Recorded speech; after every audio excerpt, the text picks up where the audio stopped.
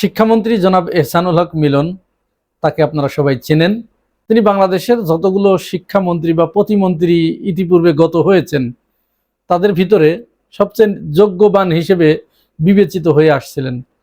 কিন্তু সম্প্রতি তার একটি ভিডিও সামাজিক যোগাযোগ মাধ্যমে ছড়িয়ে পড়েছে। ভিডিওটি হয়তো আপনাদের প্রত্যেকেরই চোখে পড়ারই কথা, কারণ এটি ভাইরাল হয়েছে। না দেখলেও আমি এখানে আপনাদেরকে দেখিয়ে দেব। আবার ভিডিওতে দেখা যাচ্ছে শিক্ষামন্ত্রী জনাব এহসানুল হক মিলন তিনি কোনো একটা স্কুলে গিয়েছেন, বাচ্চাদের সাথে কথা বলছেন, বাচ্চাদের সামনে বসিয়ে, একেবারে ক্লাস 1-2 লেভেলের বাচ্চাদের। এই বাচ্চাদের সাথে কথোপকথন করতে গিয়ে তাদেরকে তিনি জিজ্ঞাসা করছেন যে, তোমরা কি জাইমা রহমানকে চেনো? জাইমা রহমান কে জানো? তার মানে তিনি তাদেরকে জাইমা রহমানের সাথে পরিচয় করিয়ে দিচ্ছেন। এরপরে তিনি বলছেন, জাইমা রহমানের সাথে তোমরা রাজনীতি করবা, তিনি বাংলাদেশের সাবেক প্রধানমন্ত্রী বেগম খালেদা জিয়ার নাতনি। এই বলে তিনি পরিচয় করে দিচ্ছেন এবং কোমলমতি বাচ্চাদের ভিতরে তিনি জাইমা রহমানের সম্পর্কে তুলে ধরছেন। এটি তিনি করতেই পারেন, এটা তার ব্যক্তিগত অভিরুচি। তবে বিষয়টা দাঁড়ায় তখন যখন তিনি একজন দায়িত্বশীল ব্যক্তি, তিনি বাংলাদেশ সরকারের একজন গুরুত্বপূর্ণ মন্ত্রী। এখন এই এহসানুল হক মিলন আর 2001 সালের এহসানুল হক মিলন, এইটার ভিতরে বিরাট একটা পার্থক্য দাঁড়িয়ে গেছে। আমরা ওই এহসানুল হক মিলন আর এই এহসানুল হক মিলনকে মেলাতে পারছি না। ওই সময়ে আপনারা জানেন যে নকল প্রতিরোধে তার বিরাট একটা ভূমিকা আছে। শেখ হাসিনা 96 সাল থেকে 2001 সাল পর্যন্ত সারা দেশে যে নকল উপহার দিয়েছিল, নকলের সয়লাভ হয়ে গিয়েছিল। এরপরে 2001 সালে 4 দলীয় জোট সরকার ক্ষমতায় আসলে জনাব ওসমান ফারুক তিনি শিক্ষামন্ত্রী হন এবং জনাব এহসানুল হক মিলন তিনি শিক্ষা প্রতিমন্ত্রী হন। প্রতিমন্ত্রীর দায়িত্ব পাওয়ার পরেই তিনি সারা দেশের পরীক্ষার হলগুলোতে ঘুরে বেরিয়েছেন, ছুটে বেরিয়েছেন এবং নকল প্রতিরোধে তিনি সমস্ত কর্মপন্থা গ্রহণ করেছেন। তো সেই এহসানুল হক মিলন আর আজকের এই এহসানুল হক মিলন এত আকাশ পাতাল পার্থক্য কেন? অপটিমাম লেভেল বলে একটা জিনিস আছে। এই অপটিমাম লেভেল হচ্ছে সেই পর্যায়ে, যে পর্যায়ে যাওয়ার পরে আর ওর উপরে যাওয়া যায় না, গেলে ক্ষতি। আবার ওর নিচেও আসা যায় না, সেটাও ক্ষতি। অর্থাৎ ভালোর চূড়ান্ত পর্যায়ে। যেমন আপনি আগুনে গরম পানি সেদ্ধ করতে থাকেন, জাল দিতে দিতে ওইটা যখন তার চূড়ান্ত পর্যায়ে চলে যায়, চূড়ান্ত সেন্টিগ্রেডে পৌঁছে যায়, তখন কিন্তু আর যতই জাল দেন কাজ হবে না, গরম হবে না, ওই লেভেলেই থাকবে। এহসানুল হক মিলন তিনি ওই সময়ে 2001 সালে ভালোর সর্বোচ্চ পর্যায়ে চলে গিয়েছিলেন এবং তিনি অপটিমাম লেভেলে পৌঁছে গিয়েছিলেন। সেইখান থেকে 2006 সালের পর থেকে ওইটা আসলে নামতে শুরু করেছে। একটা নির্দিষ্ট সময় স্থির থেকে এখন নামতে শুরু করেছে। এখন আর তিনি তার সেই জায়গাটা ধরে রাখতে পারেন নাই। এটা তিনি চাইলেও আর ধরে রাখতে পারবেন না, কারণ তার বয়স হয়ে গেছে।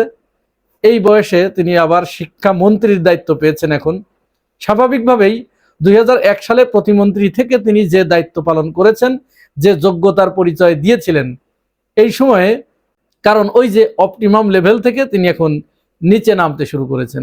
এই যে তিনি নিচে নামছেন, এরই একটা বহিঃপ্রকাশ এই ভিডিওটা। বেগম খালেদা জিয়ার নাতনি তারেক রহমানের মেয়ের নাম কি? জাইমা রহমান।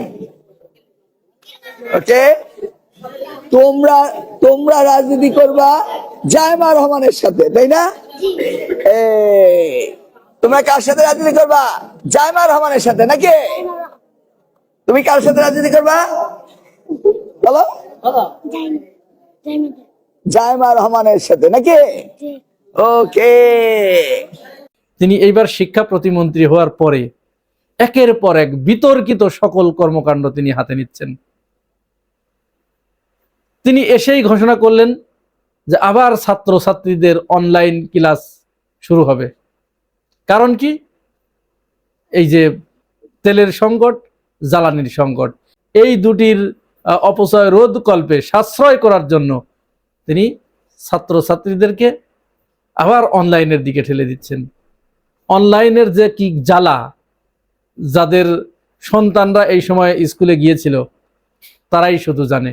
করোনার পর থেকে এই অনলাইনের মাধ্যমে বাচ্চাদের হাতে মোবাইল যাওয়ার কারণে বেশিরভাগ ছাত্রছাত্রী ঝরে পড়েছে, নষ্ট হয়ে গেছে।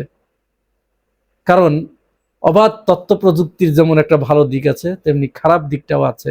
কিন্তু আমাদের এই সমাজে খারাপটাকেই মানুষ বেশি গ্রহণ করে।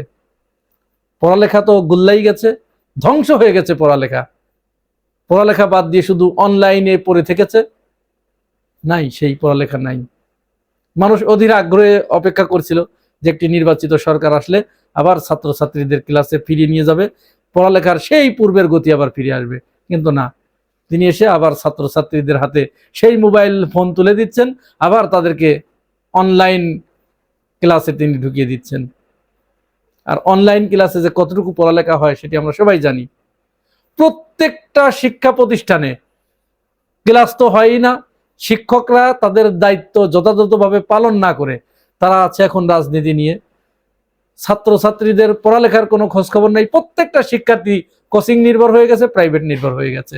প্রাইভেট না পড়লে, কোচিং না করলে কোনো ছাত্রছাত্রী পাশ করাই সম্ভব না, এরকম অবস্থা দাঁড়িয়ে গেছে। যাদের সন্তান আছে আপনারা সেটা বুঝতে পারছেন। যাদের সন্তানরা এই মুহূর্তে স্কুলে যাচ্ছে, ক্লাস 10 পর্যন্ত যারা পড়ালেখা করছে, তারাই বুঝতে পারছেন আমার এই কথা। কি ভয়ঙ্কর অবস্থা তৈরি হয়েছে শিক্ষা খাতে। শিক্ষা খাতের এই ভয়ঙ্কর দুর্দশা থেকে মুক্তি পাওয়ার জন্য তো এই জাতি অপেক্ষা করছিল। এবং যখন এহসানুল হক মিলনের নাম ঘোষণা করা হয়েছিল শিক্ষামন্ত্রী হিসেবে, আমরা প্রত্যেকেই আনন্দে উদ্বেলিত হয়ে উঠেছিলাম। যাক, একজন যোগ্য মানুষের হাতে দায়িত্ব পড়েছে। কিন্তু তিনি তার যোগ্যতার পরিচয় দিলেন কি? কিন্তু তিনি তার যোগ্যতার পরিচয় দিলেন কোথায়? ছোট ছোট বাচ্চাদের সামনে ক্লাসরুমে তিনি জাইমা রহমানের পরিচয় তুলে ধরছেন। জাইমা রহমান তারেক রহমানের মেয়ে, খালেদা জিয়ার নাতনি। এদেশে তার কি অবদান আছে? আপনি ধরেন, করেন তাকে, কিন্তু সেটা আপনি আপনার ব্যক্তিগতভাবে আপনি করতে পারেন। আপনার দলের নেত্রী তার মেয়ে, আপনার দলের নেতা তার মেয়ে, সেখানে আপনি একটু তাকে সামনে আনলে, তাকে প্রশংসা করলে আপনার এই অথর্ব জীবনে একটু ভালো কিছু হতে পারে। কারণ মানুষ তো ওই যে অপটিমাম লেভেল যখন আবার নিচে, একদম নিচে নেমে আসবে, তখন তো সে অচল পয়সা হয়ে যাবে। তো অচল পয়সা হয়ে গেলে তখন তার কোনো দাম থাকে না। তখন ওই কারো একটু তেল মেরে, অযাচিত তেল মেরে, অযাচিত প্রশংসা করে তখন লাইনে থাকতে হয়, নজরে থাকার জন্য।